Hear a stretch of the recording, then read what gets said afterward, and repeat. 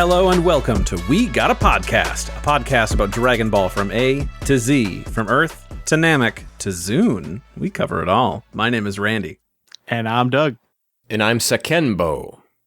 Hey, I love that. We're the world's strongest under the heavens trio de dangers here every other week to talk your ear off about fights, goofs, and everything else in the Dragon Ball cosmos. Douglas, you got to tell me how you're doing, man. Dude, I am a little tired. I went fishing for the first time in my life since I was like a little kid, like 8 years old or whatever.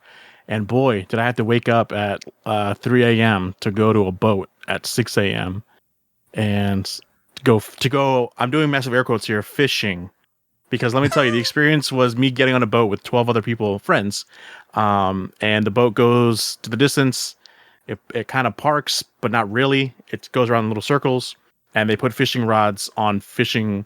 They put fishing poles in like fishing containers, Cup holders. and then cup holders, exactly. And then the guy's just like, then we just sit there and wait. Then the guy is just point at one. Okay, that one's got a fish on it. Go reel it in. So one of us just goes up to it, reels it in, and then the guy who has the boat comes over, grabs the fish out, and hey, you caught it. I was like, I don't feel like I had earned any of this, and that was for 6 hours on a boat. I got the gist of it by hour 2, but we were there for 6 full hours, and yeah, I'm tired because I can't go to bed before 1 a.m. anyway. My clock is not working that way, so yeah, I'm a little tired still. Fishing is one of those great male sports that I just don't get, right? Like, I'm not a big football guy, but I get football. Same with basketball, right? I'm into those in certain times, but fishing is like insanely boring.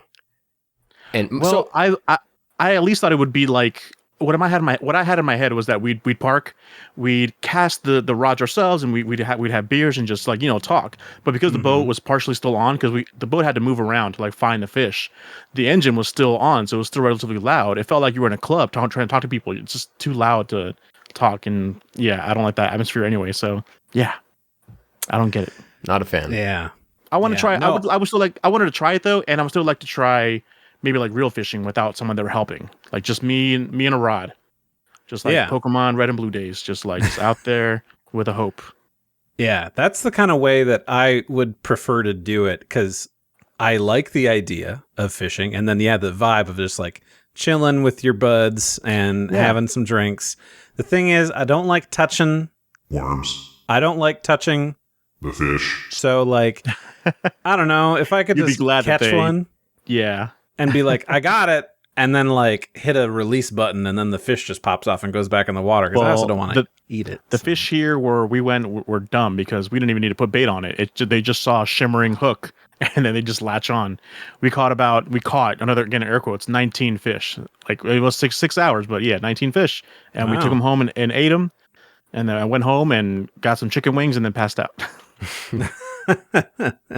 Well, that's a good way to do it. Ken, what's new with you?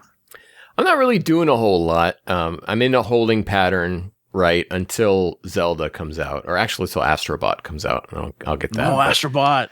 But in the meantime, so I went and I did like the Nintendo voucher thing, and I redeemed it for Zelda and Mario and Luigi. So those are in the bag. I'm ready to go on those. But then I had like a whole bunch of gold Nintendo points. And I'm like, well, what do I spend these on? I know. I'll get the second Mega Man X collection pack on Switch. So now I have like all the Mega Man X games on Switch, and I am thinking about playing a Mega Man X. And but I'm not sure. This should be quick games, because I already said, right? Like, I already said on this here podcast that I wanted to play the Sonic games, and we know how that went. You said that? Oh my God. So I don't know. I should just stop trying to be a gamer, and I should just enjoy the stuff that I already like, I think. You keep trying to fool yourself. Like, I want to play Mega Man. I'll play Sonic. And then Randy just plays them for you. It's true. I actually did just play through a bunch of the rest of the Mega Man X games in that collection, like last year. I did 5, 6, 7, and 8 like back to back in a I booted up 3 because I was on after Mario Kart night. I'm like, let me check out this Game Boy emulator thing. I put that on. After 2 seconds, I'm like, fuck this game. Screw this game. I'm not Game Boy Mega Mans, they're something. Unforgivably hard. Yeah, man. But I would suggest, doing it. I mean, it starts off strong. Mega Man. Oh, you got the second collection. You already have the first I one? have both. Yeah, I have both. I have all games. All the games. Have you played that first collection? I have started Mega Man X like 4 times. Okay. Yeah. No, X1 is kind of where it's at. And then 2 and 3 also great. I won't speak to the second collection because I got it to complete the collection. I kind of don't really like those games other than 8. For giggles, I did open up X8 because I'd never seen anything from that game. And I'm like, oh, what's this? And I'm like, oh, no. What is the art style's this? different. Yeah. It's good, though. X7, that's trash. Like, be careful there. I think there was a ROM hack that just came out like earlier this year that like makes it bearable, which is interesting. But it is what it is. What have you been up to, Randy? Me, thank you for asking. So I've been playing this game, Natsumon 20th Century Boy, I believe is the full thing. I forgot to try that. Yeah, man. If you've ever heard of a game series called Boku no Natsuyasumi or Boku's Summer Vacation or My Summer Vacation, it's a game series that's been out in Japan since the PS1 days. And they're just kind of like chill, zen-like games where it's like you're a kid and just have the best summer vacation you can have. You got 1 month. Good luck. And I think it's August 12th now. So in Japan, your summer vacation is during August. It's just when does it end? August 31st. So it's 1st to the 31st. Gotcha. Yeah. So I'm almost halfway there. It's not like Pipopo, no Pipopo. It's not like that. Sure. Doug is making a Mega 64 reference. Okay. Yeah, of course. So I'll just leave it at that. Well, thank you. Thank you. The other thing I wanted to talk about was that I decided that I was going to indulge something that inner child me would really like and spend $30-$40 on it. And oh shit, he's getting something. Got a replica dog? Keyblade. Riku's wow. Way to the Dawn. Oh my god. That was only $30? I think so. I'd have to check. That's incredible.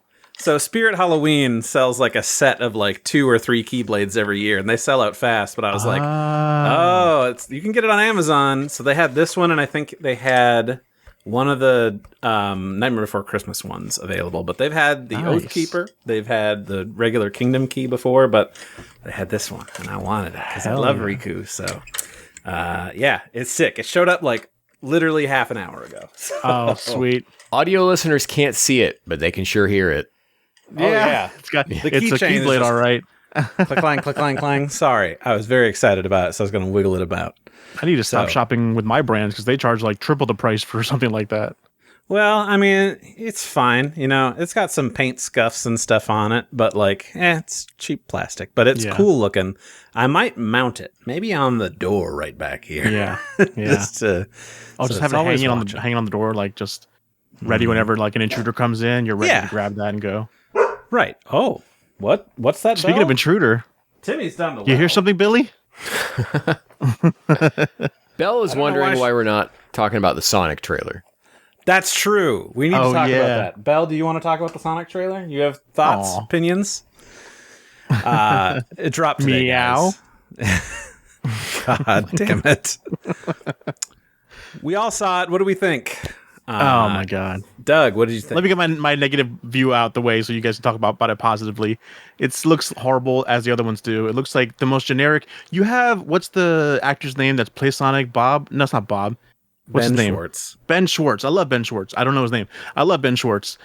He's such a creative guy. He's hilarious. And then you stick him in a role where you're like, don't be funny. Just go by the executives, what they think kids will think is funny with these quips. You know what I mean? No. Like, it's like, well, that just happened. It's like those line deliveries to stuff in this specific trailer. You guys didn't get that vibe from that? Nope. Not me. That was me. Every single one liner was just like, okay, this is like not Ben Schwartz made this. It's like some writer that doesn't know what funny is, that thinks they know what funny is, wrote this. The word that you're looking for, Doug, is cinema. Well, I wish it was. Movie is, dude. But when Jim Carrey popped on screen, I'm like, yes, this is the freedom of like, let this guy do what he can do. I wish they would let Ben Schwartz do it. It's twice as much Jim Carrey. Double carry time. Is the father canonically Grandfather. It's his grandfather even? It's not even his father? Gerald Robotnik from Sonic Adventure 2. Oh, yeah. Dang. I remember when they cast Jim Carrey as Robotnik in the first one, I was like, what? What are they thinking? And then it was a different take of that first movie, and it worked. And then it really worked in the second one, and it's going to super crazy work in this third one. So I'm just like 1,000,000% behind this. I think it looks great. I think Keanu Reeves is like, I'm on Is like that who record. Shadow is? I don't think Keanu Reeves is a good actor, but in his lines, at least in this trailer, I think they work. It probably fit the Shadow character. Yeah. The fighting is straight up Dragon Ball Z. So it's going to be awesome. I can't wait. Yeah. I'm excited to see who's getting married in this one and what wedding we'll go to. Was there a wedding scene? In the second one. It's Sonic and the girl from Sonic 06? No, it's Sonic's like caretaker's sister in-law getting married to some other dude. No. Gotcha. Yeah, I liked it. I mean, it'd have been better without it, but I was like, it's fine. It's okay.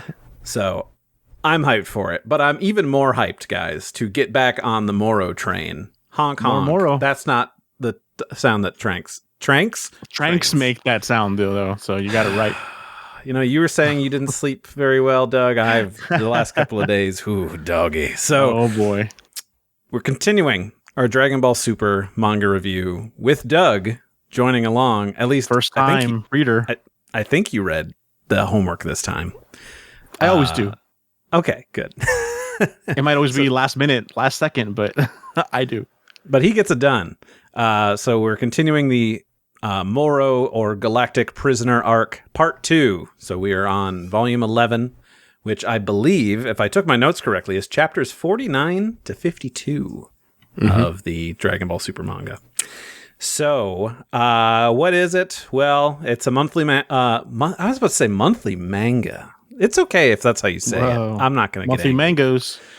The monthly mango began in 2015 to coincide with the super anime, and it is going on. It was being made by a fellow named Toyotaro, along with Akira Toriyama. Toyotaro, you might think, is this related to Toyble, the guy who made that first AF manga we read? Probably, like 99.9% sure that it's that guy. So, it tells the story of Dragon Ball Super, skips some parts here and there, but then the super anime ended, but the manga didn't. So this is our first real arc after the Tournament of Power, after the Broly film, and we just get to have more stuff happen.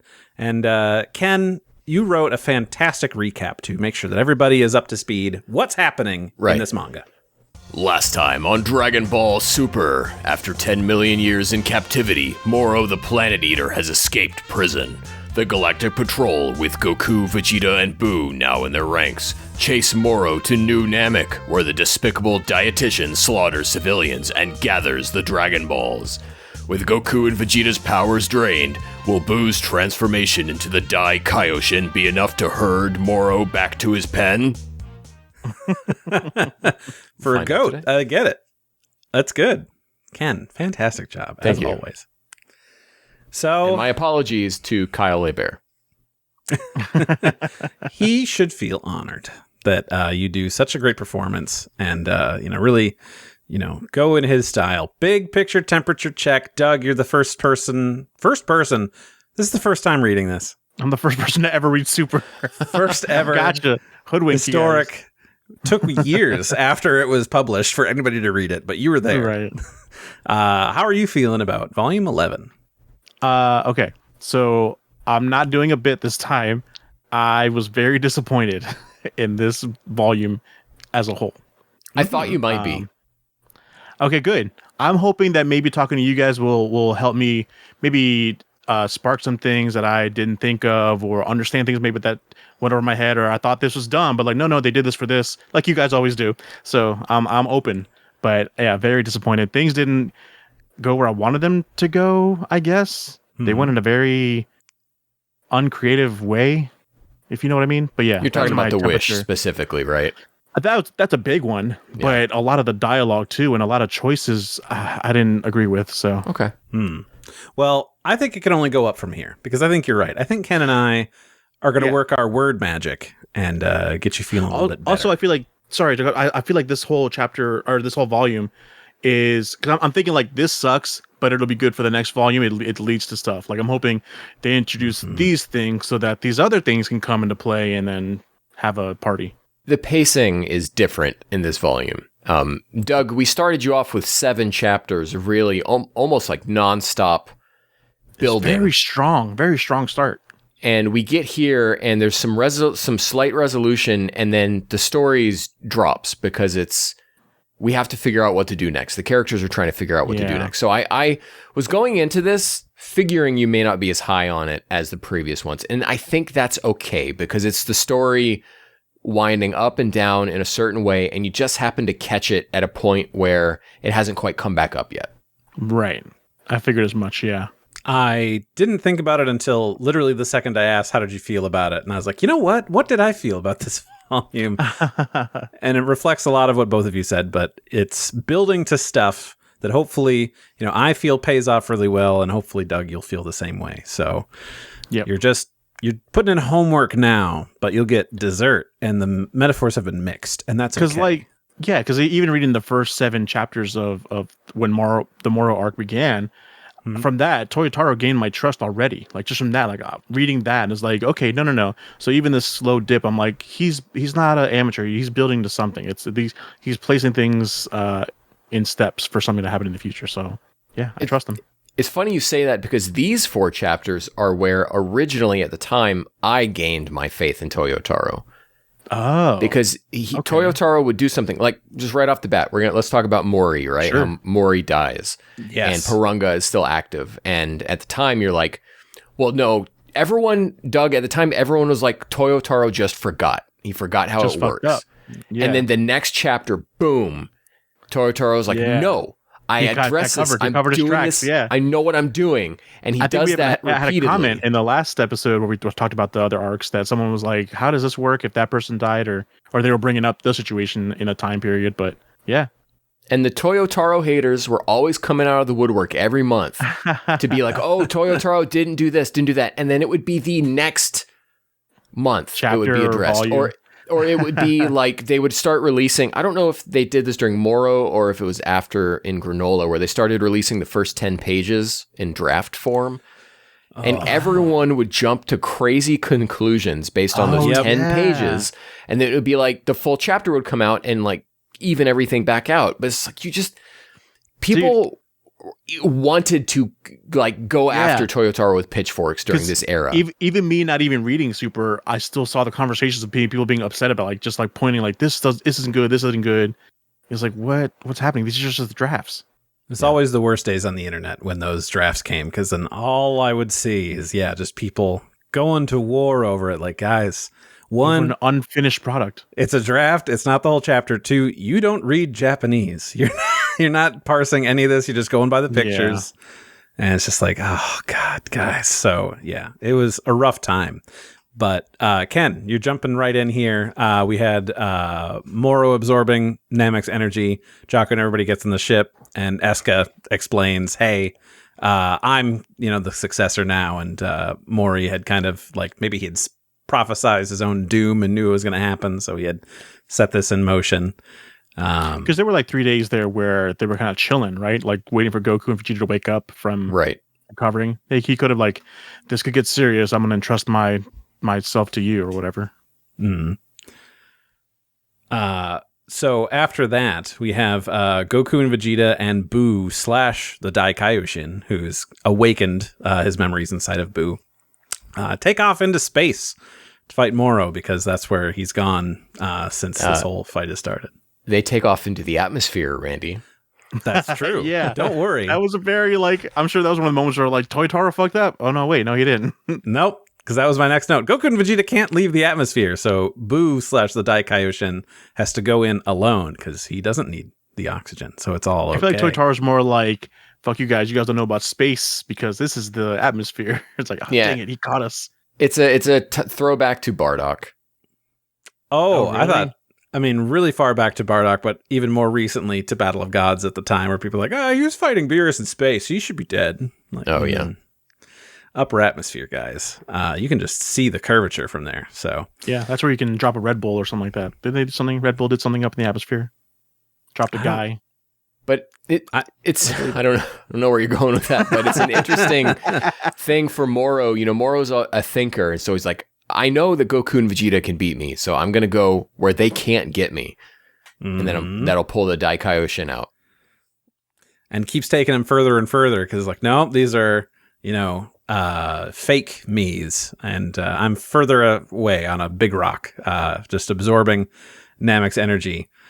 So he and Daikaioshin get into a fight, which is not going great for the Daikaioshin. He kind of has to be like, well, guys, I got to pull out the big guns. It's Kaikai Motoru. Is that the name of the sealing technique? The sealing technique? Oh, okay. Yeah. So this is where we get a huge lore drop where Moro and Merusu both deduce that Daikaioshin cannot use his Kaikai Matoru because he doesn't have his god power anymore. Which this needs some explanation from me to justify it. It just seems so weird and like, why? So you're saying Kid Buu has had god powers? Yeah, I'm hoping that'll be like important later on in this story, because it by itself and then just dropping it like that is like really weird. Like, what is it implying about Kid Buu? I think it's less about what it's implying about Kid Buu and more what it's implying about Oob. Yeah. Oh. Yeah. Just wrinkled my brain. So remember, Doug, I told you that Oob had appeared previously in Super, and so this is something in Toyotaro, in the Super manga. It's something that's on Toyotaro's mind. Yeah. Gears are already turning. He's thinking about where this goes. So don't answer me. It's rhetorical. So like, Oob could have like god power, is what it's implying. These were the discussions at the time, yeah. Oh shit. Yeah, man. Okay. Okay. The conversation still feels weird to have, maybe. Oh no, it doesn't, because it serves a purpose. Okay. No, okay, I'm on board with it. Okay, great. I didn't quite understand how Moro was able to see the Daikaioshin's vision.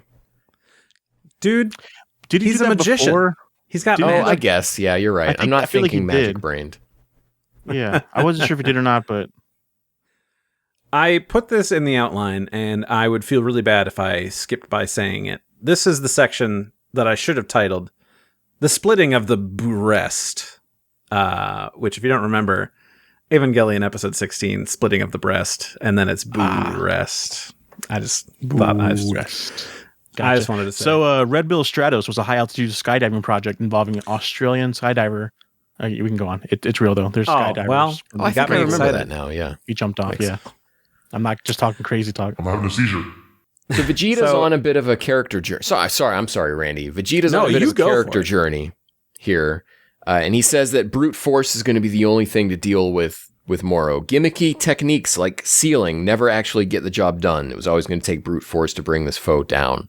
It has a payoff kind of later, but I just feel it's strange to be like, this dude has magic, and it's like, nah, we can't use like tricks. We just gotta punch him real hard in the dick. Well, like, what he's implying is the whole. I mean, I guess not him particularly would know about King Piccolo, but I guess sealing these bad dudes up, it always causes a problem for the future.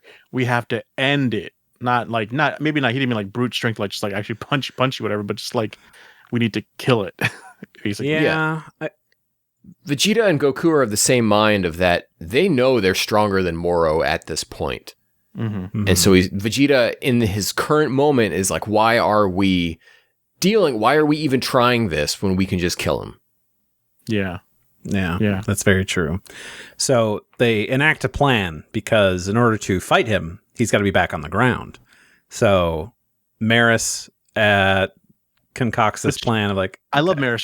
He doesn't have a plan. He's just like, I'll figure it out. Like he tells them I have a plan, but he goes there and like reveals like, I don't have a plan, but do you still have your instantaneous movement, Lord of Gods, Lord of Kais or whatever?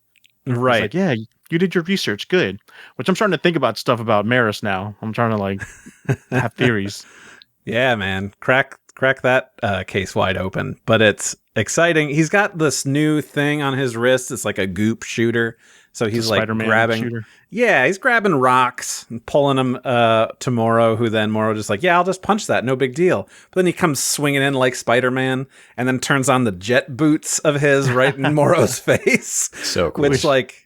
I liked it, but then my logistical brain started kicking in. It's not a very good logistical brain, but it tries sometimes. And it's like, wouldn't that just push him that way and it wouldn't blast him? It'd be cool if like he had one leg pointing at him, the other leg like keeping him in place. You know what I mean? Like doing both jets on. Doing a split, or maybe like having them both on and spinning so fast that he's like not moving, but he's like spinning in place and it's still blasting him. Well, it was only instantaneous because he just wanted to blind Moro, so that way the Daikaioshin could get in there, grab him, and then Kai down to the surface. Lord of Lord of Lords, Daikaioshin, whatever you want to go for. Lord of Lords, I like that. And that's kind of where Chapter 49 comes to an end, if I'm not mistaken, right? Well, they get Moro to Namek. They do, yeah. And then Moro just seems pretty unaffected. Right. And he says, oh, yeah, well, we haven't even talked about my third wish yet. And that's where the chapter ends.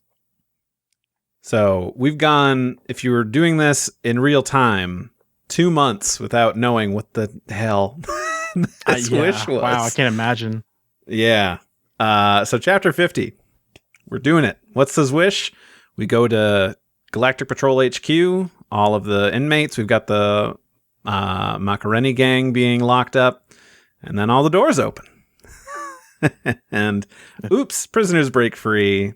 Moro's wish was to have that happen. So I was so disappointed. Yeah. Mm-hmm. No, I was at the time, and I still don't think it's the greatest thing that they could have done. But it makes sense that Moro was crafting this plan with people at the Galactic Patrol for years. And like, because even Saganbo says like, oh, you finally did it, Lord Moro. Like he knew this was the plan to do it. And this was the plan to do it to, if there was any opposition in Moro's way, that he now has fodder to put between him and whatever's coming at him. I guess, but like, I always saw Moro as kind of a cell-like villain where like he doesn't need goons. He's so imposing that he doesn't need them, and it's just if anything, Frieza did it right, where it's like he just had 2 goons, Zarbon and Dodoria, and then if he needed more, it is the Ginyu Force, but they're like a squad of 5.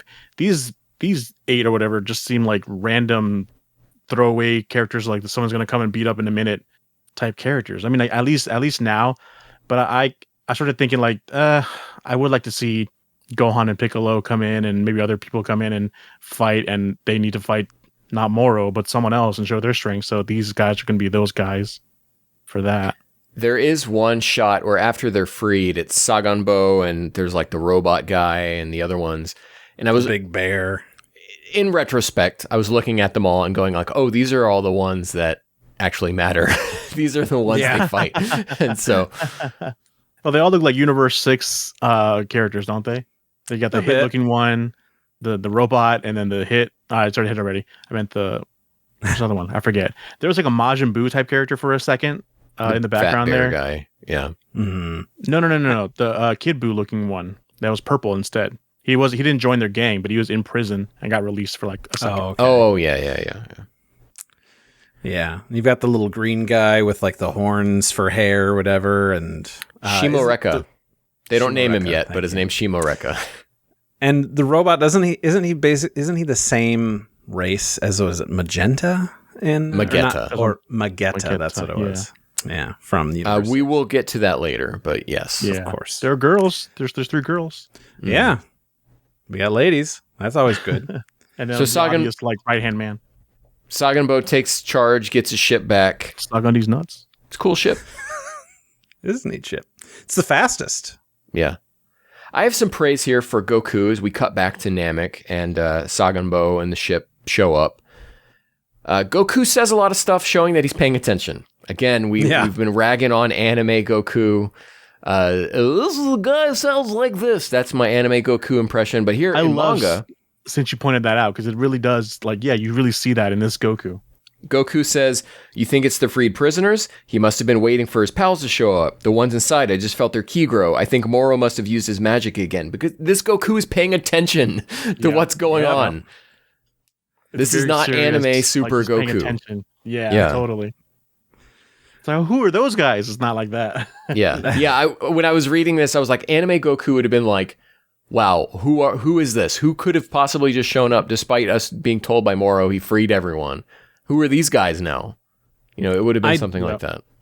I do really like that they all kind of show up just after they've learned that the prison break happened, but we have two pieces of information that make that feel natural. One, that ship is really fast, and two, they didn't have contact with HQ for a while because everything went out, and like, we just got the news. They're on their way. Like, no, man, they're already here. That's good. I like that. So they've showed up. They're powered up. My next thing here is about Goku asking Moro about why he's doing this. Is there anything I'm missing in between those 2 points? So Goku and Vegeta are just beating up Moro's goons like crazy, right? They're still no match for Goku and Vegeta. Which is what Toyotaro is excelling at for me right now. The fights are awesome looking. Yeah. And because these goons have no chance against Goku and Vegeta, that is when Moro starts sucking energy from everything. Sucking energy. And then the way I reverts God Goku to Super Saiyan 3, which is weird. And Vegeta just back to base. Yeah. Base. Which I think maybe there's something to be said there of maybe Goku keeps all of his forms like in reserve as he fights or something, and Vegeta only uses what's necessary in that moment. I don't know if this is my own own headcanon, but I always thought Super Saiyan 3 was not like, it wasn't like a stepping stone to like a next level. It was just like a wild beast mode kind of thing that isn't perfected. Well, Goku could only use it because he was dead at the time during the Buu saga, but like it's not a viable form. You know what I mean? So like it was never like a step. It shouldn't. It's only called Super Saiyan 3 because it's uncreatively like, oh, this one's 2, then this one's 3, but it should be like its own separate entity of form. You know what I mean? It's getting the video game treatment here, and I think it's okay. It plays well on page. It's not like it's really important. That's true. But that was one of those things like Toyotaro, I feel like he could have done better with that. But it's like, okay, just a video game treatment. Okay, that's fine. I think it's a good shorthand to show this person got knocked out of a higher form. Yeah. Because the form from like 2 to 1 wouldn't be too obvious on screen. So it would be easier to go to 3 to 1 to none. Yeah, exactly.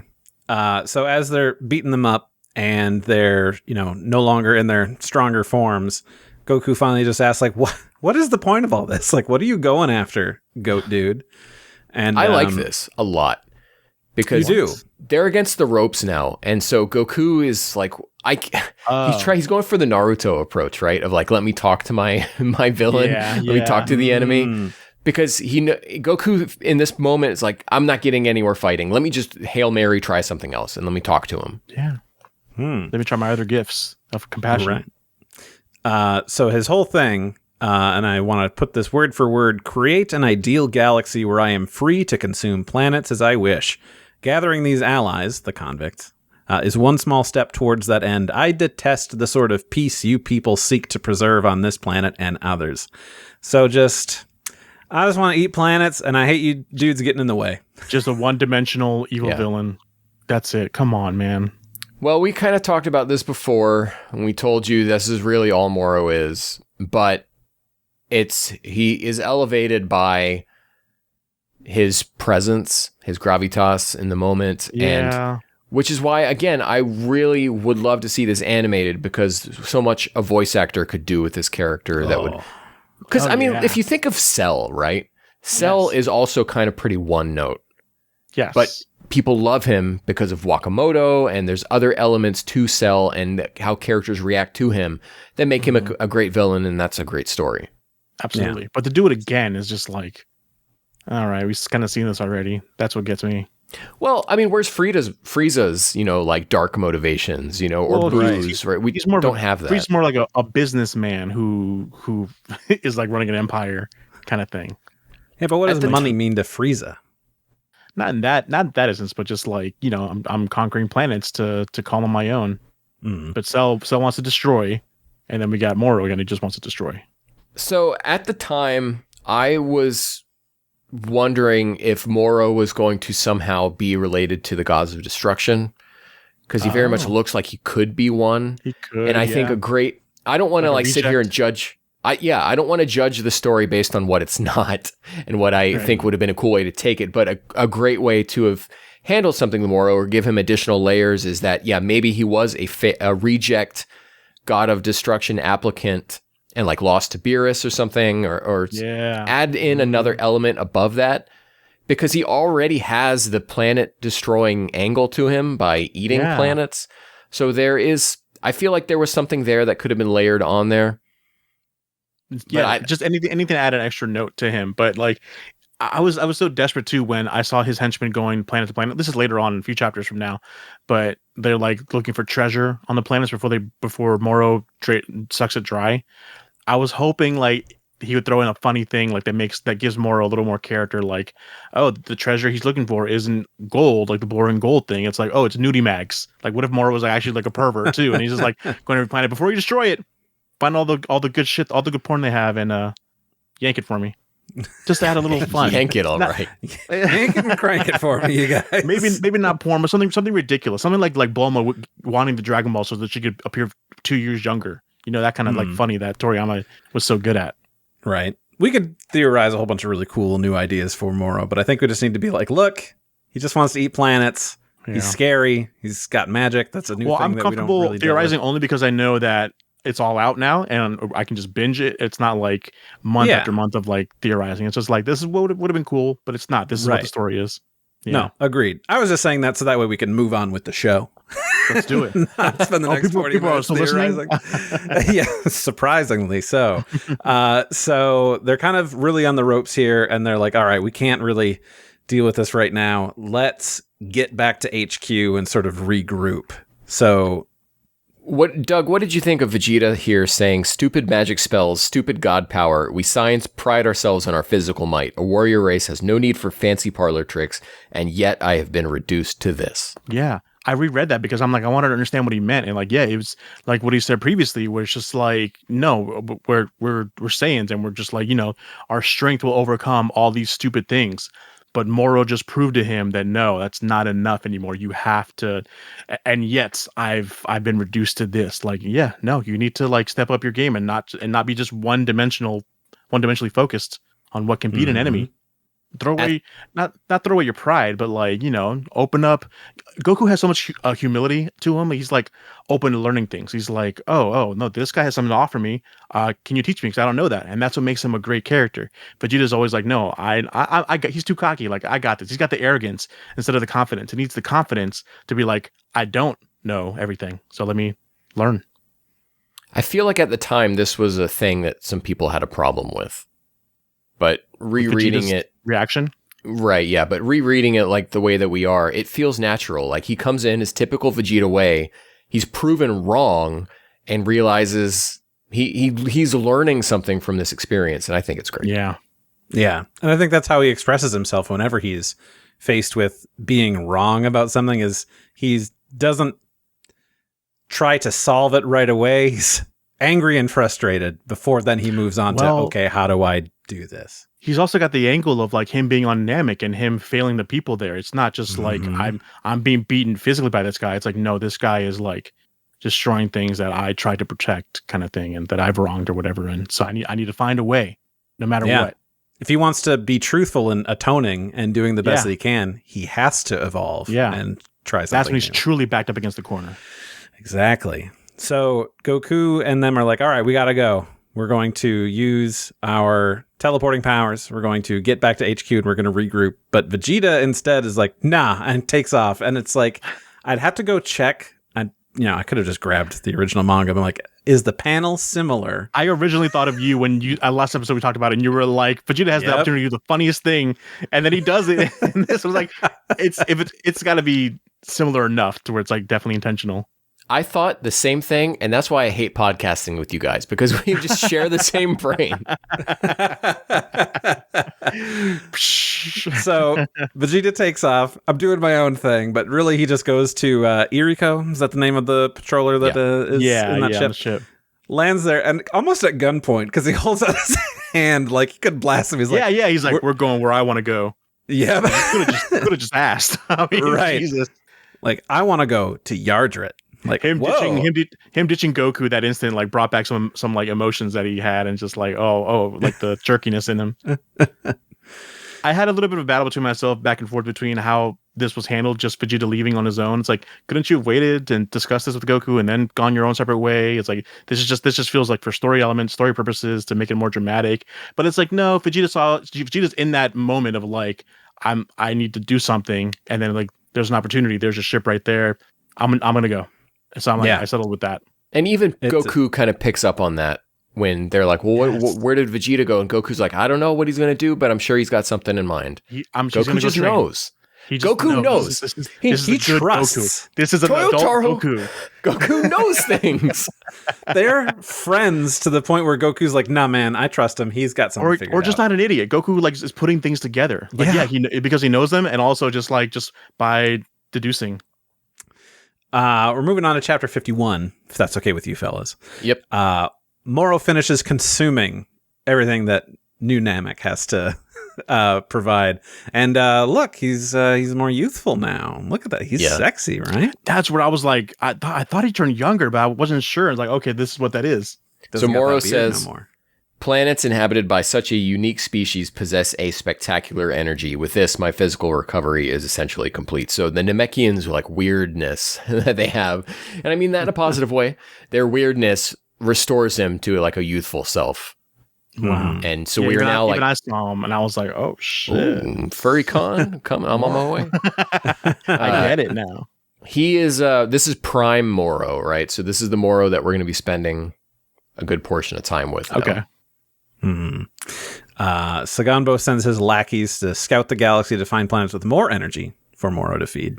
Can I say real quick about Moro? There's a conversation between Saganbo and Moro, and Saganbo is like, why don't we just kill Moro or kill Goku and Vegeta? And Moro says that he'd rather let them roam the universe like livestock. And if they become a problem, he'll take care of them later on. But I like the idea that these guys are so beneath him, he'll let them just go off, do whatever, and then he'll absorb them. Let them go off, do whatever, absorb them, let them go off. Be a good snack later. Yeah. They're like cows that he can milk. You know that Snicker bar I bought before the party? I have it in the closet for when the party's done. I can enjoy my Snickers. How many Snickers are you keeping in closets, Doug? Don't look at my closet. If you ate the Snickers, you'd have more room for figures. Think about that. I'm a Reese's guy. Oh, so Goku shows up at HQ while the king is taking a bath. Taking a bath. So he's totally naked. He's naked. Totally naked. And then, so they're like, oh, sir, your crown. Like, oh, thank you. And then they're walking along. He's like, isn't he still naked? And Jocko's like, no, he's got the crown on. I love how Goku like is us in that moment. It's like, isn't he? And then he go, because I was thinking the same thing. And then Goku says it. I'm like, okay, this is hilarious. Jocko even's like, do you think I've been wearing pants the whole time? And then like shot down to his crotch. It's just like, oh, again. I don't know if you saw that on Twitter, but I had to cap that and put it on the tweet. Today's tweet. I retweeted it with that. Whenever Jocko would talk or there'd be a funny Jocko moment in here, Doug, I would think of you because I know how much you like Jocko. Yeah, I do love Jocko. Yeah, he's the relief character. I love it, and it's not always just like it's good humor too that he has. Was it the first chapter in this volume where somebody had asked like, "Are you going to go help them fight out there in space?" It's like, "Can you breathe or can you fight in space?" He's like, "Can't, won't." I'm just afraid of space, man. I'm scared of space. You're a galactic patrolman. Scared of space is hilarious. I'm going to get ahead of you. I can't fight in space, and I won't fight in space. I'm waiting for the reveal to be like, because he's always like, Goku and Vegeta are, they're a tiny bit stronger than I am. I'm waiting for the reveal when he actually is like as strong as Goku and Vegeta and takes care of business. So we've got Vegeta, who feels like he was made a fool of by Moro, and he doesn't relish learning tricks to defeat an opponent, but will apply himself so that he can overcome Moro and Kakarot. Like he's in his bedroom like, oh, I'm so peeved. I love this scene with Vegeta and Iriko because this is new Vegeta. Vegeta with this guy he hasn't really spent any amount of time with, having a conversation. Yeah. Talking to him. We don't see that. Chaozu didn't get this kind of treatment. So Yeah, it's just Vegeta talking to this guy who's like nowhere near as strong as him, right? This guy is not on Vegeta's radar, and Vegeta's treating him like a person, talking about what they're gonna do next. Like, this is so good. I love Vegeta. Yeah, he's such a real character. Oh, and Boo is Boo again and fell asleep. I just wanted to make a note of that. Yeah, I didn't know that was a thing that was going to happen, but I guess it's not. He's not just permanently Lord of Lords again. He's just Boo. He's just seeping out of him, I guess. Yeah. And so now we follow all of the baddies who are out in the galaxy, and they've arrived at planet Zune. Which, is that Pui Pui's planet? It's Planet Zune from the famed Dragon Ball AF. You might remember it, Doug. What? Oh, how could I forget? Yes.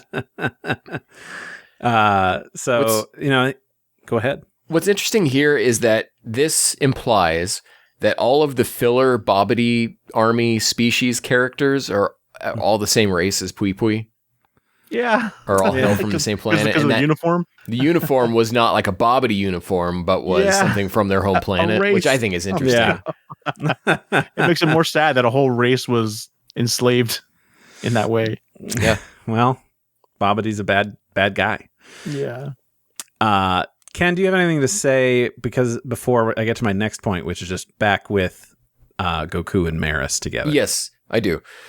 So we're on Zune because Shimo Rekka's team, their wrecking shop, getting treasure, 7-3, who I don't think we know his name yet, but 7-3 is like laser eyeing guys, and they're like, hey, save the people for Moro to eat. And then we get into what's kind of going on here, and I don't understand it. So Shimo Rekka, again, we don't know his name yet in the manga, but I'm just telling you what his name is for purposes of conversation. Which one we is that snag the loot. He's the guy that looks like Kid Buu with like tentacles on his head. Beelzebub? Yes, Beelzebub. We snag the loot, and you get to chow down on the planet. And then Moro replies, you will surely need resources of value once my ideals are realized. I didn't get what level of symbiosis is supposed to be going on here within Moro's ranks.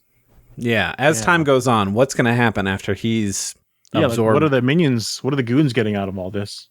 Right. And why will they need those resources? It felt like threatening, like you're going to need that for what's going to happen later. Like, what? But if all planets are eaten and desolate and destroyed, then what are you? Gold is nothing. Yeah. Right. Hoard water or, That's I think that's why I was like thinking, please be something interesting other than just money or gold or whatever. But criminals are stupid, so. Yeah. And he's just kind of using them, They're just fodder, really. About the short term. Mm-hmm. Yeah, I mean, he's shown to kill the cranberry, and once he's done with them, you're dead. So he has that pattern. Right. They didn't see that. No, that's true. Yeah. There are no witnesses on his side for that. So back at HQ, Goku is trying to figure out what his next thing to do is. And after talking for a bit, he just punches Merus, to which Merus immediately notices his hand move and then dodges out of the way. Ken, you wanted to interrupt. Well, Goku says Merus is going waxing poetic about how Moro is undefeatable and whatever, and Goku says, even if you were fighting seriously. Oh yeah. And then he says, "Can let me try something?" And then that's when he just throws that punch out. Yeah. You dodged that. As soon as Goku was hinting at that, I was like, wait, what is Merus? Is he, because these galactic patrolmen aren't just a race of people that are going to end up being galactic patrolmen. They come from all over the world. Mm-hmm. So what if he's some kind of ex Supreme Kai or whatever? What if he's a god deity himself? Because he seems to know some Ultra Instinct moves that are reserved for gods. So I don't know. Yeah, Goku asked. I started seeing some Supreme Kai in his face after that, just looking at him, his nose, that hairdo, the white hairdo, it's they have a certain kind of fancy hairdo. After he's and then Jacko's I'm sorry, Jacko's you gotta, his hair's cut too short on his forehead. It's damn it, Jocko. Yeah, I love Jocko being the one to just be like, oh man, he's just a weirdo. I mean, look at that haircut. The bangs are way too short. And just would he say that to his face? I don't know. So Goku's like, okay, you dodged that. Will you spar with me? It's yeah, we got a place so we can do that here on the ship. Just convenience. Why not? So Goku just goes Super Saiyan, and Merus is still dodging it. Super Saiyan 3. It's grabbing him and just throwing him. Doesn't even matter. Powers up to God and starts to shake the whole place. And like, you gotta calm down. Like, this place can't take that. But he can't. This gravity can't seem to hit chamber. him. Yeah. But Merus agrees. Like, yeah, okay. You know what? I think you got it. Let's do some real training somewhere else. This is where we cut to the Macareni gang on planet Jung. Yeah, they return to get the rest of the Blue Aurum. Oh yeah. Why wouldn't you? I mean, they got foiled last time. Like, nope. First things first, we go back. Yeah, or they're on the train thing. And when they're there, they're like, okay, cool, we got all this. Where else do we go after this? And one of the gang is like, hold on. I was reading lips, and it looked like they were talking about a place called Earth having something like Sky Gold, which is like the Blue Aurum. So like, all right, let's rock and roll. So let's go to Earth. There. That's so cool. Just to be like, but they have to hit up Sagandi's nuts and be like, hey, we didn't find anything on this planet. So I'll hit you up later. Like it's like tricking them because they're not really with Moro. They're just like using him to do their own thing. We're thieves at heart. I was really hoping they would like it'd be like a gradual turn where they turn into like good guys or like the peel-off gang of the story, but then they just shoot the cop and shoot him dead after before they leave. Like, oh no. This is so like clever Dragon Ball way to get a story to go forward, right? Yes. So like Piccolo mentioning the Dragon Balls to Raditz brings Vegeta and Nappa. Yeah. The conversation about Piccolo being a Namekian brings Frieza to planet Namek. Yeah. So here Jocko mentioning Sky Gold on Earth is what sends Pen, Pasta, and Getty off to Earth to get the story to move back that way. That got me like my first hint of like nervousness, like, oh no, now they're going home. They're going to us. Like it felt like more personal, even though they're destroying all these planets. That's like the what is it? The ecocentric nature of us humans. Like, if it doesn't happen in America, then what I care about it? It's like, oh no, it doesn't happen on Earth. Now it's happening on Earth. Now I'm really worried. But it's not happening on America in Dragon Ball. So really, I mean, come on. Right. And I believe that's the end of 51.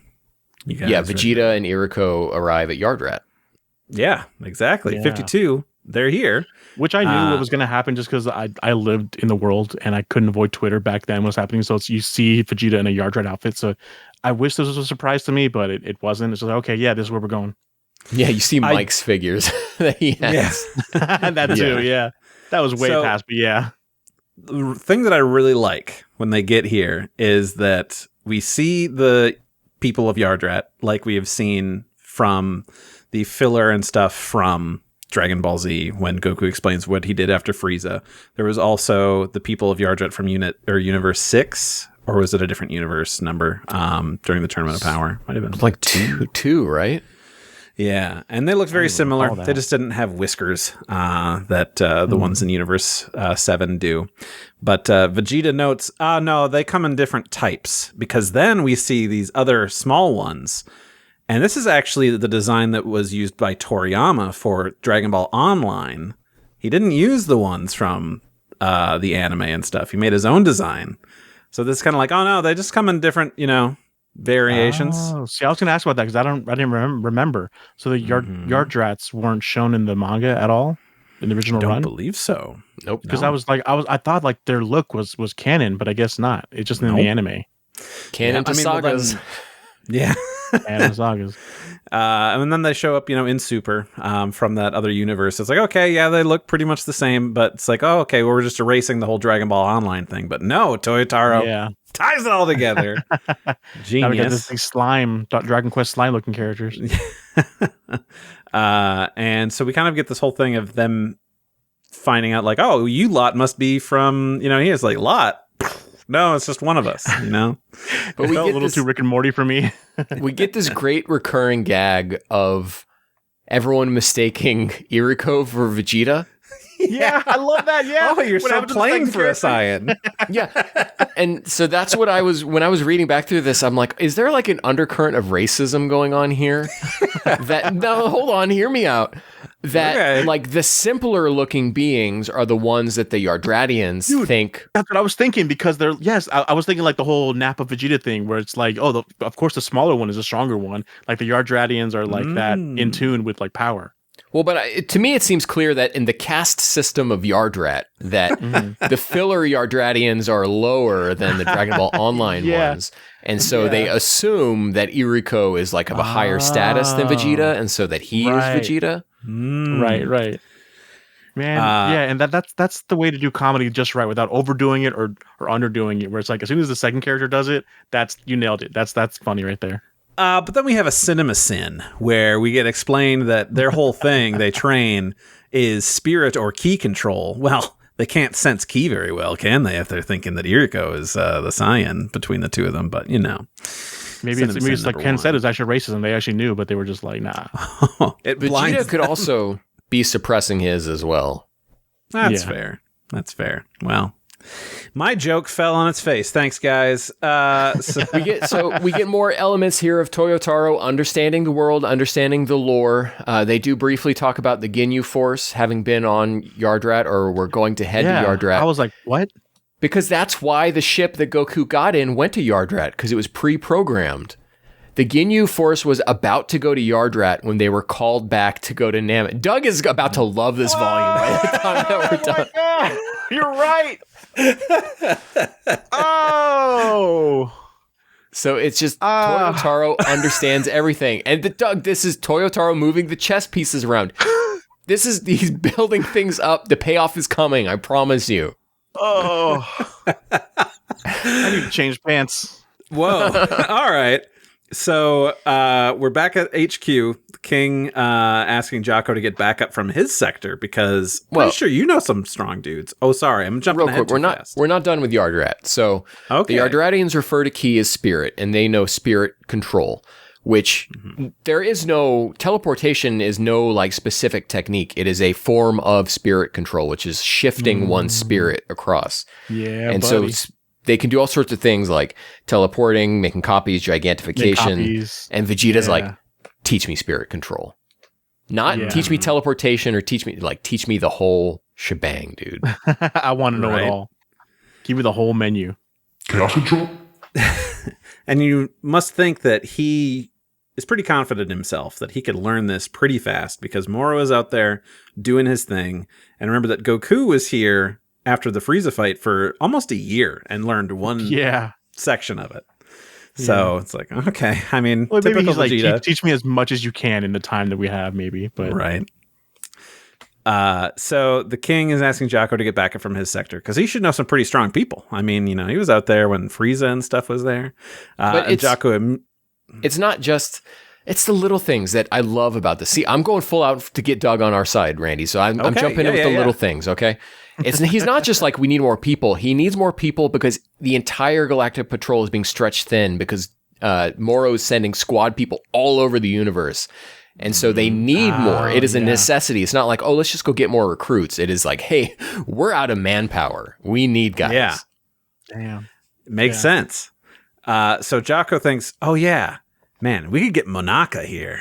Let's get Monaka. Great gag. So good. But the king's like, no, I'm shot. But he's like, no, I'm talking about Piccolo, like in other people, which is great. Cut to Earth with what Piccolo and them are up to. Piccolo and Dende are kind of like trying to feel out what's going on New Namek, and they're kind of like, no, they're dead because I can't sense it to the telepaths. Our telepathy. Yeah, we can't really. No, there are certain telepaths of Namekians out there. It's like, they're not picking up. Yeah, nobody's answering the phone. And that's when the Macaroni gang decides to show up to Earth, and Piccolo's got to go meet him. It's like, these guys are probably no good. It's a Doctor Strange. Like, you're trespassing on Earth. What's going on here? Who are you?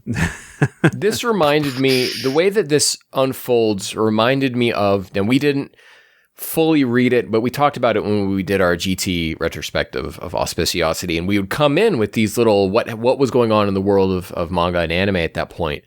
And we would talk about like Alien Peke. There were so many like Toriyama stories where it would just be like an alien just comes to Earth. And so this was like, could have just easily been a Toriyama thing of they just come to Earth and we're just aliens passing through, because that is a thing that happens in the Toriyama world. Macaroni gang shows up. Oh yeah, Bulma and Mr. Satan show up at Dende's to be like, hey, Let's see, what was it? They've got word from Jocko that they want to recruit Piccolo. Yeah. Right. So they're like, oh, well, where is he? And geez, my eyes cannot even keep up. Go ahead. I've got it. Don't worry. Bulma gives word that, like, hey, there's some crazy stuff happening out in space. And then Piccolo is talking to the Macaroni gang, says, do you have anything to do with what's going on in space? That's when they say, like, no, we're just aliens passing through. And Piccolo's like, well, yeah, you don't seem very well coordinated. So, yeah, go ahead Checks out. Yeah, go ahead and head on out. Get back in your ship.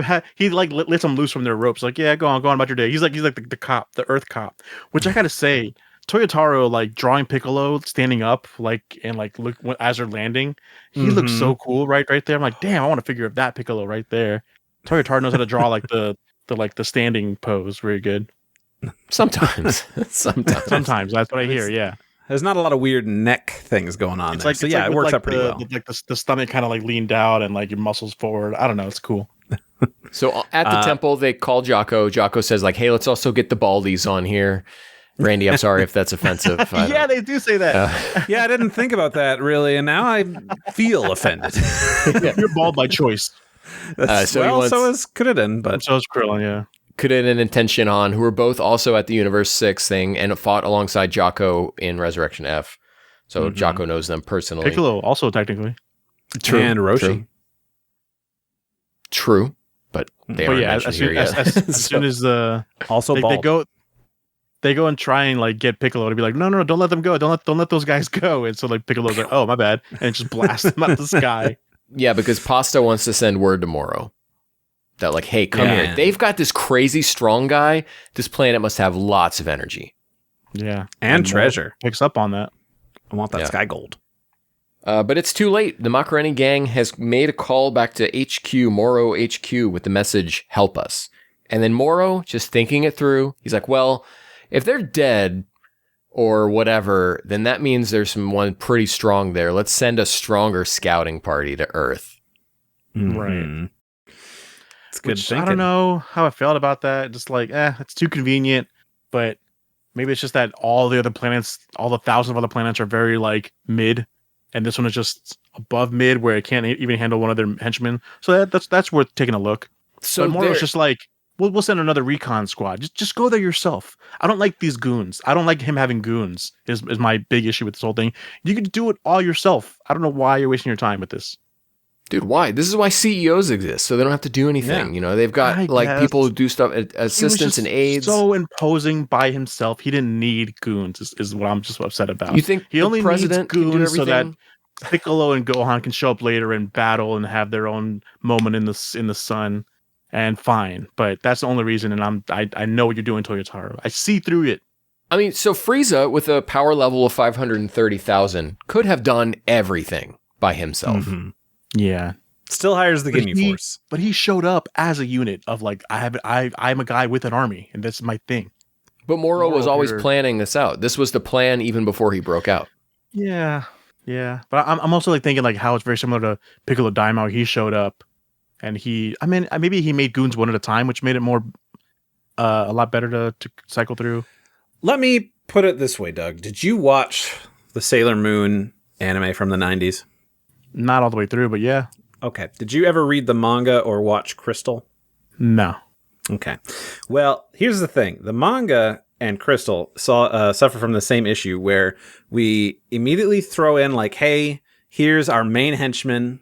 And then they go, oh, okay. And then they blast them and they're dead. They got, and then there's no time for any breathing room. Nobody gets to interact and have any fun versus the 90s anime where we're like, all right, we're going to send out a monster of the week. It's going to be like, Jadeite or Nephrite being like, oh, I'm going to figure this out over the next few weeks or whatever. Very Power Rangers. Right, exactly. So you just kind of get more time with these characters to actually do things and like, it'd be an exciting story. Yeah. If you just send Moro, it's not fun.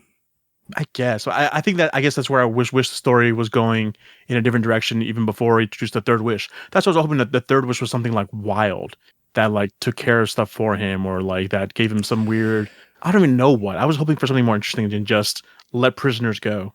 You could have done that yourself by going to that prison and just blowing a hole in the side and they'd all go free. Seems like What wasted else is he wishes. going to wish for? He's got everything under control. Why not just? This is just another thing of like, well, now I don't have to do that. You know, send the That's goon, why I- send that's why the I was dragon so- to do it. Excited when the chapter ended after the wish. After he made the wish, the chapter ended, and then I got confused that the flashback wasn't like him going back in time. I'm like, oh shit, it's just wish to mess with the past. Like I was hoping it was something creative, something different, but it was just let prisoners go.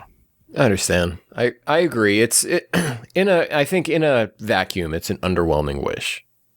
But as a means of But getting the story as a going in means- a certain direction, Yeah. no, it makes sense. I get it. So I wanted to talk about here, because after this, we go to Goku and Merus training. Is there anything else I'm missing, Ken? No, you are now allowed to proceed. Okay. See, the thing is I don't take super detailed notes, so I'm missing the little things, and I want to leave space for you because, Ken, I know that you are detail-oriented. Well, and I love the details because like they make the story. Like they're like there's little things I love. I think Toyotaro is such a detail-oriented writer that It'd be I a think disservice to it not always is mention worth it. right. Right. And I'm just trying to move the show along. You know, that's kind of what I'm here to No, do, so we're not here I'm here for the next 4 hours. We're here, Check the we're here time to talk about We're going. Moro. You know, the people come for this. They're here for this. That's true. So Goku and Merus are training. And I wanted to take this note because Goku says that he has to empty his heart and mind, but his emotions are all over the place in a fight. And Merus says that that's not quite right. And specifically, I wanted to point out rage, grief, joy. These strong emotions can translate to prodigious power, just like your Super Saiyan transformations. Is this a call out to young Gigi's Dragon Ball AF? So, Doug, you weren't with us. Thank God. Oh, that's right. Doug, you were with us when we finished off AF. But the way that Super Saiyan 5 works, right? Remember the emotional control training that they were doing? Yeah. Is that Goku comes along and perfects the form by putting all of it, as Randy put it, he put all of his emotions in a little jar, and they're all the right balance. And by having like joy, grief, sorrow, rage, pleasure, I think was one of them or something, and all at like the right level, then you can perfect Super Saiyan 5 and use it as much as you want. And because so that's what they're calling back here. And each different transformation was triggered by a different emotion. And each of those, by mastering all of them, you can master Super Saiyan 5. It's weird because they're like Super Saiyan 1 and 2 is rage. Yeah, whatever. And anyway, there's this other one, which is like pleasure. Like, is it? Whatever. You're just trying to tell a story. Yeah. But bringing this up specifically to talk about how it works and relating it to Super Saiyan transformations, I'm like, hold on. Since this is not a thing that was in my brain the first time I read this, or even the second time I read it. So, yeah, thought the same thing. yeah. So, Merus says what you're looking for is the opposite of rage. When he can control himself in the face of a jarring shock to emotions, he'll know, how to work on instinct. That makes you feel like someone's gonna die in front of Goku, and he's gonna be like, "It's cool, man. It's cool." And then he transforms. I love it. He masters it. Specifically, doesn't he just say Ultra Instinct is what the level you'll turn to? And Goku's like, I knew you knew what that was. Yeah. Yeah, I do know what that is. And he apologizes and takes Goku to a room of spirit and time that's on this planet. Yeah. That's just everywhere now. That's just a dime a dozen, apparently. Yeah, Doug, it's just there's not an explanation for it. Even where we are in the future, we don't know. Yeah. These just exist in the universe now. It's just like, yeah. And this one's a little not as peak at only 3 days per day. But going back through it, so the room looks the same as the one on Earth. Mm-hmm. And then Merus says that here they're cut off from the outside world. No one will be able to find out about him using his full power. So how do these rooms exist? Okay, is a question that I think is being brought up. The building idea that these rooms just exist out here, that they have the power to block off basically Zeno and the Grand Priest. So what is this something that's being set up in the far future? Multiverses. Of who's the guy who made these rooms, right? They're furnished. Oh. Someone furnished those rooms. They're furnished. I know. Wasn't it before that Popo furnished it and everything? But now it's like, oh, there can't be another Popo out there. Well, I think Popo would just put the rice grain in there for them to eat later. Maybe, yeah, and it's already just been there. He tucked the sheets in. You know, he left a pillow. Does that mean there's one on every planet? Every guardian on the earth, every god has a room of spirit. Good question. They might. I mean, if they're gods. Not there answered wasn't one yet. on Namek, at least as far as we know.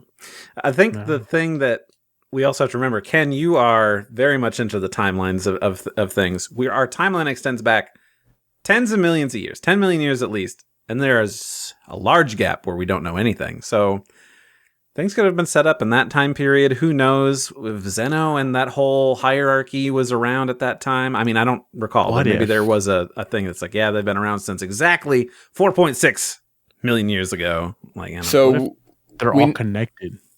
We know that Kaio's planet is at least 100 million years old because that's how long ago it was that Enmadio went there to train. So that's like one of our furthest back points. So we know that it's all at least that. And the Moro stuff was 10 million years ago. And then Beerus and Elder Kaioshin was 75 million years ago. So yeah, but there is a huge gap there that you could work with to find the guy who made these rooms of spirit and time. It just, to me, knowing Toyotaro, the way he writes, the way that stuff will unfold in the future to a certain point, I don't think this was introduced for no reason. I don't think these things can't just be around in the world. They have to have been like doorways created to this world, because unless you're implying that Kami built his temple around it, right? Like otherwise it'd just be floating there. The door would be just floating there. No. Like Kami built his temple and then made a portal door to this dimension of Room of Spirit and Time. You know what I mean?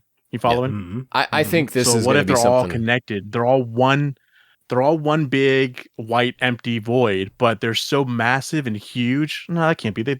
Our characters travel through light years, but never with a ship in there. I don't know, but like it's like a interstellar moment where like at a certain point the time is diluted down to just 3 days to 1, as opposed to like where on Earth it's like a little looser and longer time wise, and what it's just such a vast, you can't even possibly reach another doorway. It's going to be that all of these rooms of spirit and time exist somehow in the same plane, and you can like hyper travel between them by finding one in this area. It's going to be like in the Minecraft when you go to the Netherworld. We went two different. Yeah, we're going way off the rails, fellas. Either way, it's a fun mystery, and we're gonna maybe find out later, or it was just a fun throwback to, hey, remember this thing that we have laying around? Yeah, we got one here too. And that's where this volume comes to an end. We're just left with them training, Vegeta off doing his thing, and we have a bonus little thing of flashback a little bit, Goku and Vegeta explaining who Broly is and like what all happened there. Yeah. So we're not forgetting it. We're skipping it, but we're not like forgetting it. It existed in the time. Yeah. Which I like that. Yeah, and I love the Vegeta being like, I don't know, somehow this is my dad's fault. Yeah. But what is it implying? What is it saying, that it's like these two couldn't have known about the Grand Tail weaved by their parents' generation? Like, doesn't Vegeta know that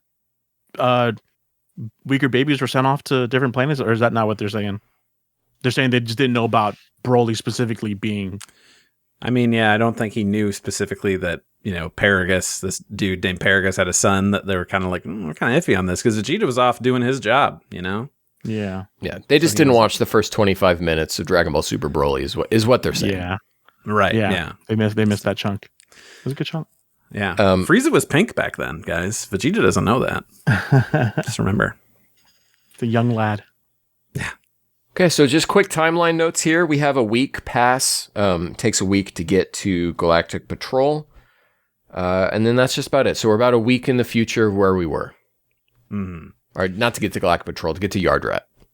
There we go. Yeah. To get to Yard Rat. Doug, you got predictions for where this is going to go? I think that Goku will beat Jocko's record of upward facing dog. I mean, remains to be seen. We'll have to find out. These were the best parts for me. Being disappointed with the story was going while I was first reading it. These are the best. Were the ending image chapter goofs of like Jocko doing the yoga move and Merus passing by the boss rabbit on the moon, still going at it, still making the puffs with his two henchmen. What was the third one? I forget what the third one was, but it was that was some funny shit. I loved it.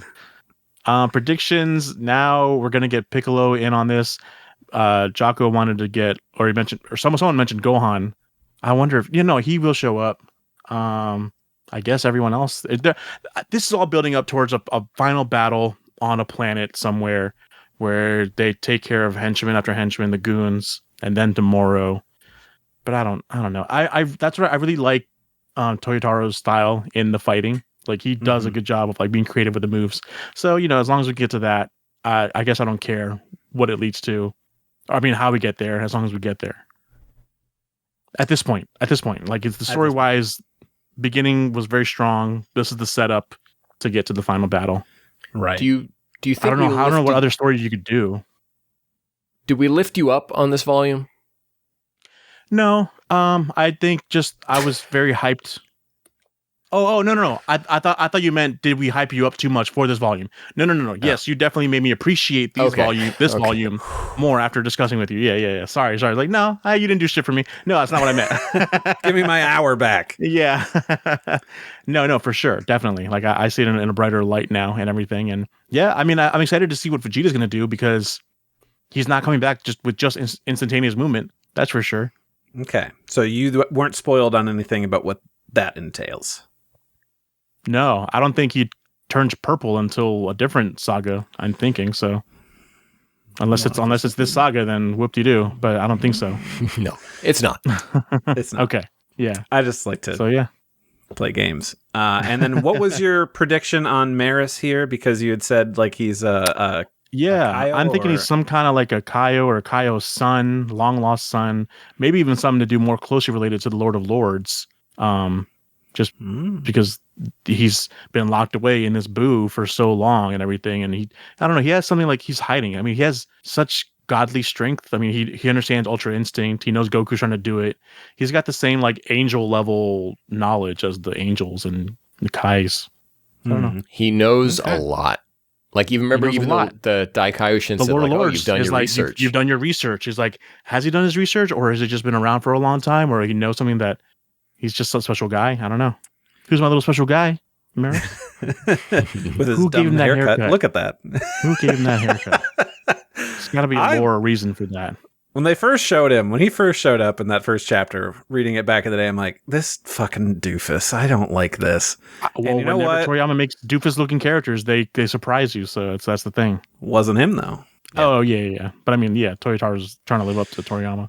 Well, he's doing a great job because I'm endeared to Merus. I love him dearly. I love his look. I love his stupid hair. Everything is great. I love it.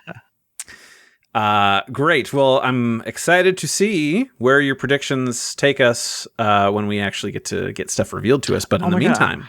How sad was it? I'm sorry. How sad was it that like they had to tell the Namekians to rebuild again? Yeah. Right?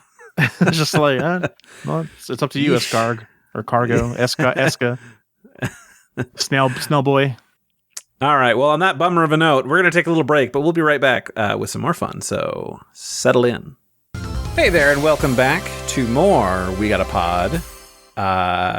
We're all holding stuff. So for audio listeners, Doug, you've got some TMNT thing you're showing to the camera.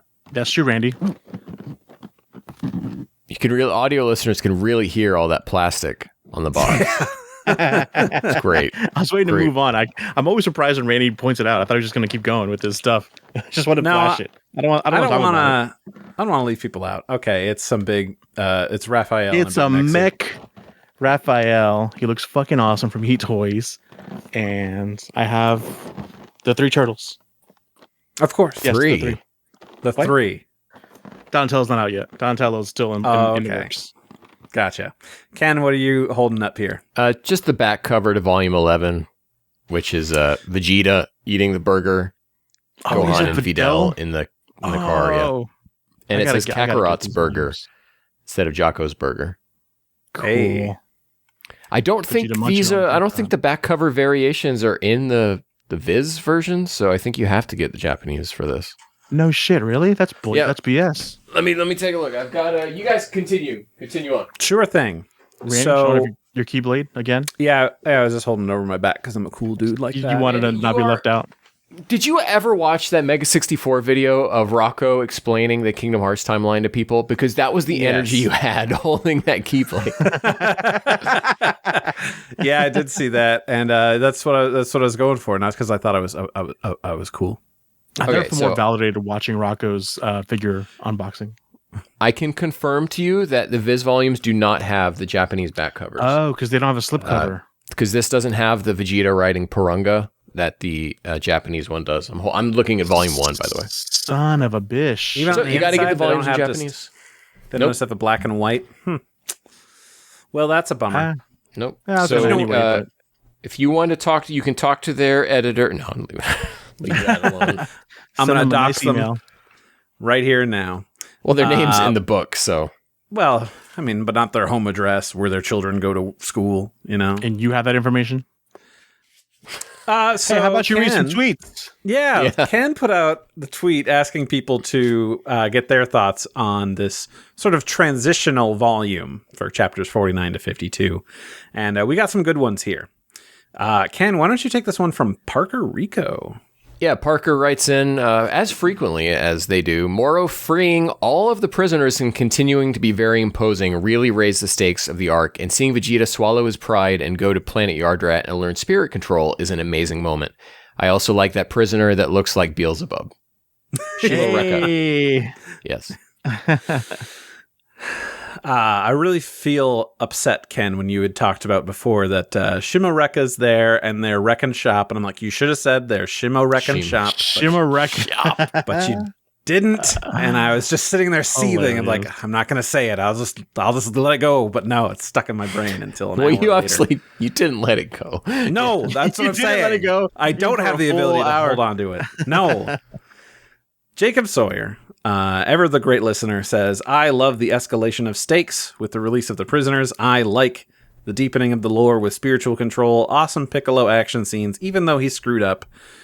Rest in peace, New Namek and Planet Zune and all of those others. Oops.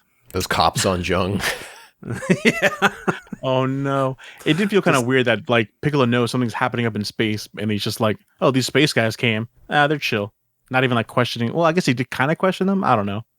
See, I felt the same way until I thought about it in the greater context of Toriyama works, where it's like, Yeah. it's aliens another just alien. showing up on Earth is just a thing that can happen. Yeah. Sabin. Oh, has this- a really I'll- great one. Yeah, Sabin writes in and says, I don't like Vegeta going to Yardrat. Feels like it takes something else unique away from Goku. Other than that, pretty solid. Oh. So, I get your point. I disagree. Because it's Vegeta. If this was like Because it's Gohan Vegeta. somehow ending up on Yardrat, I'd be like, okay. But Vegeta knows about Yardrat. He knows what needs to be done there. He knows the situation he's in. I think given the context of everything that's happened and who it is who's going there, it is the perfect story beat for this arc. I'm kind of glad that he's going there not to just learn instant transmission, instantaneous movement, because that's before reading this, that's all I thought it was. Because like I just see Vegeta in a Yardrat outfit. I'm like, okay, so all that Yardrat has to offer, and my prior knowledge of just reading the Dragon Ball manga original is that you just learn instantaneous movement there. And so I'm glad there's actual more a vague term of like key control, chi control or whatever. So I am kind of bummed that was spoiled for me that he goes to Yardrat anyway. I imagine it would have been a much cooler moment if I read Take Me to Yardrat and be like, oh, they're going to Yardrat. But that was kind of taken away from me from this reading. Yeah. So that's the loss I have for waiting so long to read this. Yeah, that's the trade-off, is that now you don't have to worry about waiting month to month, but also you don't get the same like hype community moments that were happening. Yeah, I'm sure that would have been super great. For me, it was just like, yeah, well, I want the figure. Great. We got this one from Yokai Alone, who says, I remember this was the part where people felt the arc was starting to drag a bit, but I still enjoyed myself a lot here.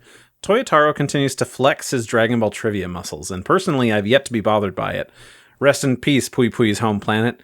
Featuring both anime and Dragon Ball Online Yardradians feels like a choice that only happened under his pen like this. Agreed.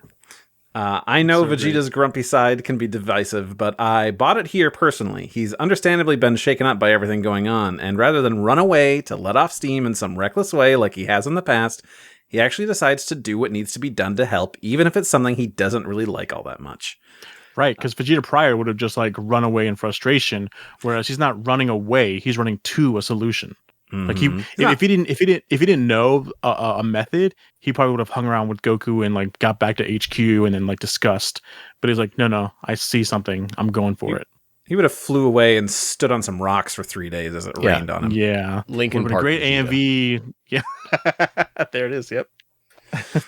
I like how Moro's wish turned out to be something technically kind of mundane, but you quickly see how it actually can be a pretty serious deal. I think the convicts make for some fun goons so far and fit Moro's vibe. Also, a lot of the little things I appreciate, like Vegeta actually making conversation with Iriko, or Goku continuing to call the Daikaioshin Boo, even though he's just a dude. Yeah, we had talked about Vegeta and Iriko, like, man, like, at what point was it during this when it's like, like even my kid could take them on? It's like, oh, you're a dad? Like, yeah, why? Oh yeah, that was so good. That was a weird moment for me too. It just kind of felt random. I'm like, hopefully that comes back into play somehow. Maybe Trunks will show. I'm like, how old is Trunks in this timeline? No, he's still like a kid looking kid, kind of kid. But I don't know. So that's a great weakness of Super, Doug. I'm just gonna tell you here. You're not seeing Goten and Trunks. Like, don't get your hopes up. Until Superhero? You're not going to see them until Superhero, yeah. Damn. Yeah. But at least, rather than all of us, like, every month, like, are they going to show up? Are they going to be older? Like, what's going to happen? Yeah. It's very weird. Nobody is emotionally invested in Goten and present-day Trunks. We're all just like, what? What are they still going to look like children? They're under their mom's control right now. They're studying right now, so leave them alone. Yeah, basically. We see more bra than we do of Goten and Trunks. Oh my god, yeah. So far already. Yeah. GGF at full name TBD writes in and says, it's a solid bunch of chapters, if a bit weaker than last time. Fights are okay, but as a first-time reader, wow. That's me interjecting, wow. It's clear Toyotaro's choreography isn't as strong as Toriyama's. Then again, whose is? Last batch had that very creative Boo fight, at least. Nothing like that here.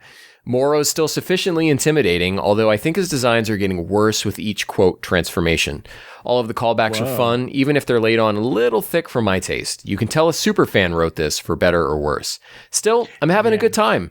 Even with its flaws, it's an engaging read so far, so thanks for giving me an excuse to finally check it out. Looking forward to seeing what comes next. And thank you, GGF, for choosing We Got a Podcast to be your vessel for enjoying this greatest arc of Dragon Ball Super. Thanks for joining me in this journey. That's awesome.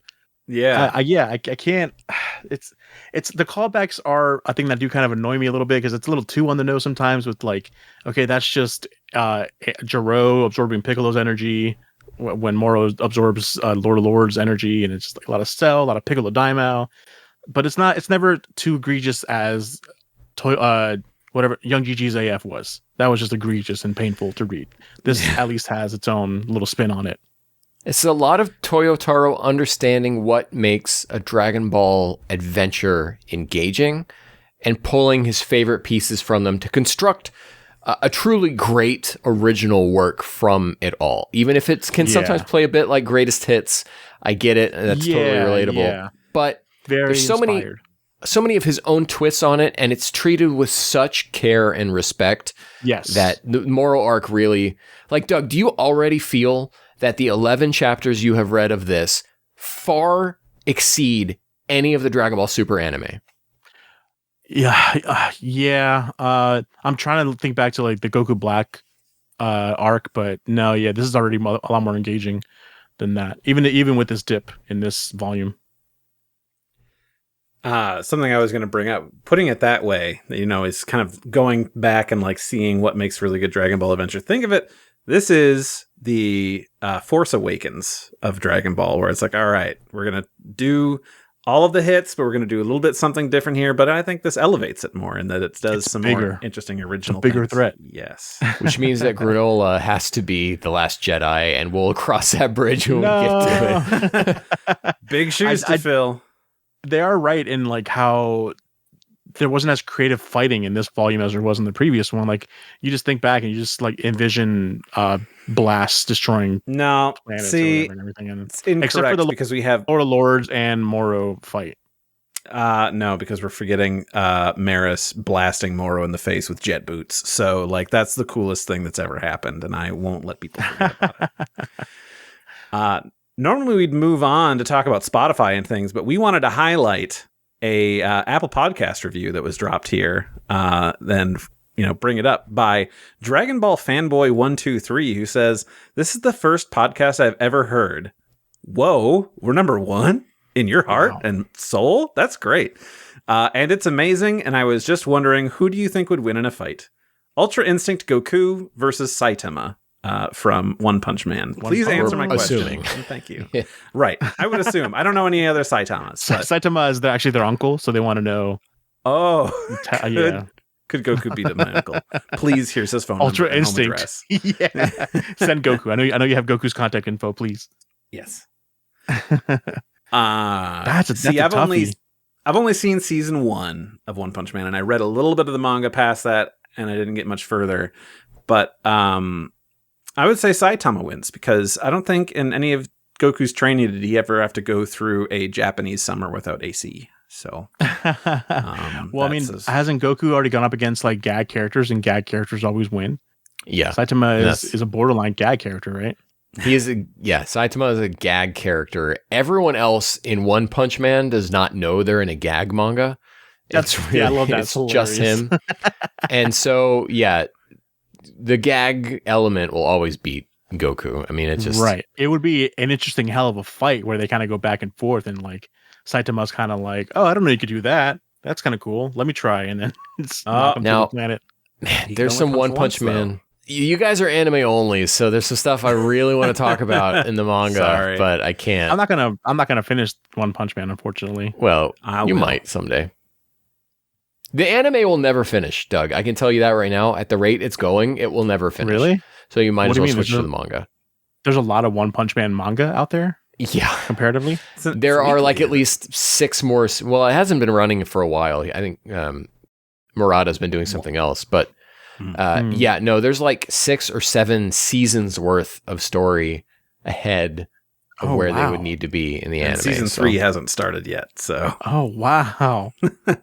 Dang. Yeah, it's a lot. So, yeah. I mean, also Saitama is just kind of like, isn't he, just trying to protect and, be a good monster hunter? So like, don't play into this really, because both Goku and him are protect, right? Yeah. I mean, to bring it down a little bit, but. Oh, I love to bring it down. Dragon Ball Super Goku is kind of a gag character, so it's gag against gag. I don't know. Not when he's got silver hair. He's all business.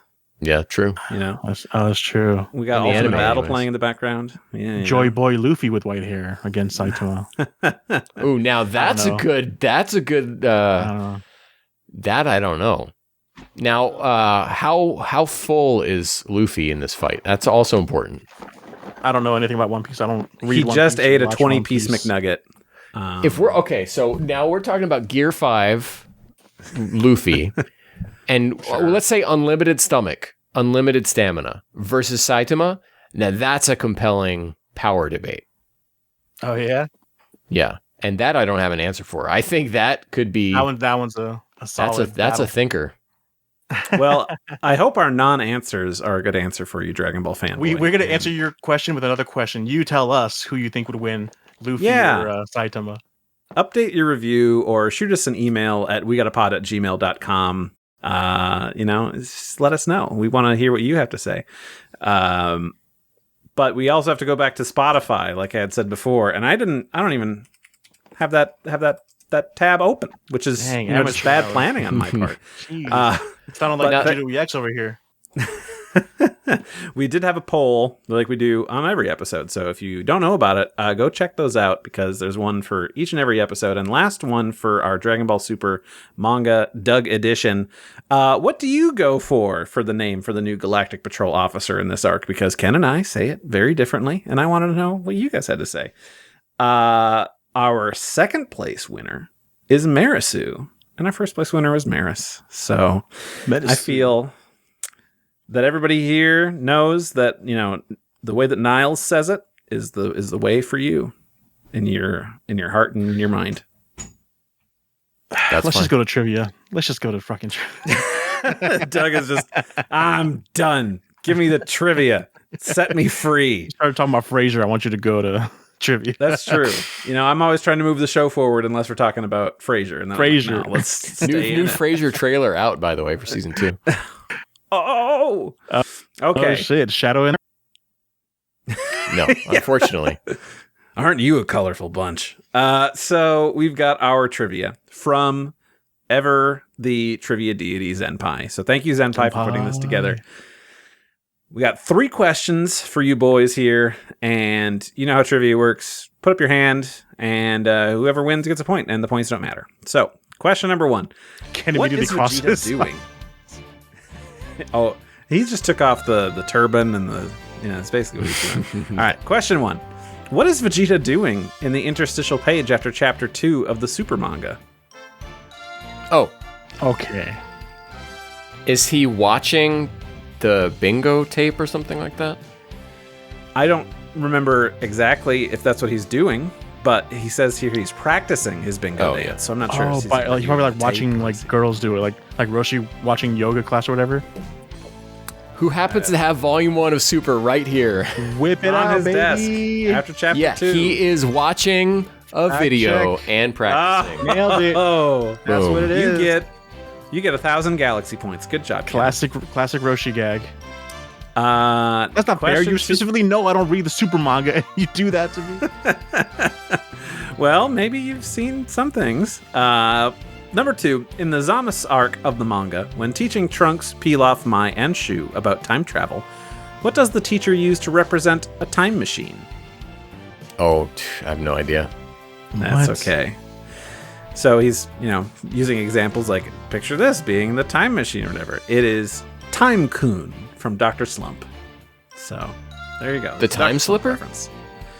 It's just this Time Kun, man. Didn't read Dr. Slump. You gotta ask somebody else. Continue. I'm gonna. You don't fact check these, Randy? No. I'm just as surprised as you are. That's the fun part about it. Zenpai is the trivia deity. He should know everything. Anyway. No need to fact check. There you go. Question 3. In the manga, Jiren is shown to be one of the very few beings in the series capable of what feat? Dude, show me. Being boring. Show me feat? Being boring. That's 10,000 universe points to Ken. Thank you. No, that's not what he has here. The answer we're looking for, guys, is something that was in this very volume of Super that we read. What is something that Goku and Vegeta cannot do? Breathe in space. There you go. Survive in space. Outer space. Outer space. Sorry, Jake. He's got feet right there. I don't know if that's what you're looking for. Is the answer? Yeah. Well. Show us up close 4K HDR feet. That's what we need. So that's trivia. And of course, that means that, Doug, you're now free to go. You can do other things, touch your plastic models, do whatever it is. But we want to thank you guys who are listening. Thank you for listening. And thank you for interacting with us. We love keeping you in the conversation and talking about our favorite franchise in the world. You can post at us on our socials at We Get a Pod. And that email again is wegetapod@gmail.com. Yeah. Honestly, guys, thank you for joining us. Who was Time Kun? Yeah. These are just talking about red bean buns. Oh, no. Yeah, there is. Hold on. Let me get this for the camera. That is the time slipper. So I demand extra points for knowing the term used by the Red Bull guy. He reached over 1,357 kilometers per hour when he jumped off the bridge. And what season was it? Where? Thank you.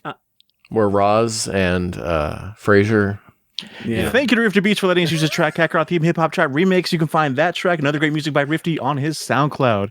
Ken, where can the good people find you? At Detective X on twitter.com/org. Hell yeah. Randy, what about you? You can find me at Saber_Breaker. Doug? And you can find me at Drbaz Doug.